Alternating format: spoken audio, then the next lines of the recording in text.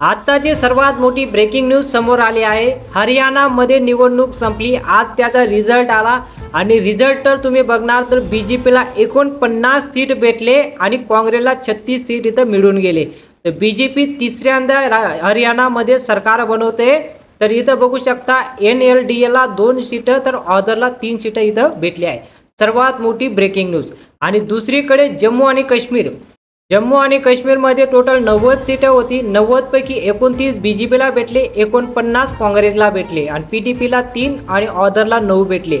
असं जम्मू आणि काश्मीरमध्ये काँग्रेसची सरकार बनली आणि बीजेपीला 29 सीट भेटले। आता इथं बघू शकता तुम्ही हरियाणामध्ये कर्नालमध्ये 5 पैकी 5 सीट बीजेपीला भेटले, काँग्रेसला NDAला कुठलीही सीट भेटली नाही, म्हणजे 5 पैकी पूर्ण 5 बीजेपीला भेटले। आणि सिरसामध्ये 5 पैकी बीजेपीला एकही सीट भेटला नाही, काँग्रेसला 3 सीट, INLDला 2 सीट इथं भेटून गेले।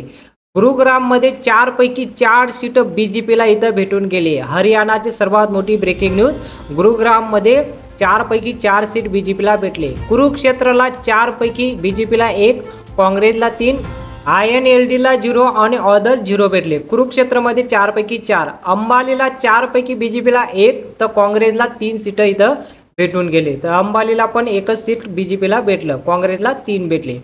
भिवानीला 4 पैकी बीजेपीला 3 सीटांचा इथं विजय झाला, काँग्रेसला एकच सीट भेटलं, ऑदर 0 झालं, कुठलंही यांना सीट भेटलं नाही।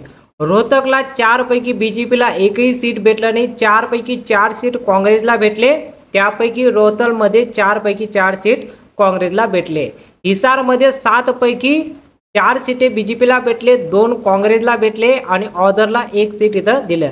तर सोनपडमध्ये 6 पैकी बीजेपीला 4 सीट भेटले आणि काँग्रेसला 1 सीट। असं तुम्ही इथं बघू शकता की हरियाणामध्ये 49 सीट बीजेपीला भेटून काँग्रेसला 36 सीट भेटले। हरियाणामध्ये तिसऱ्यांदा बीजेपीने सरकार बनवून दिलं।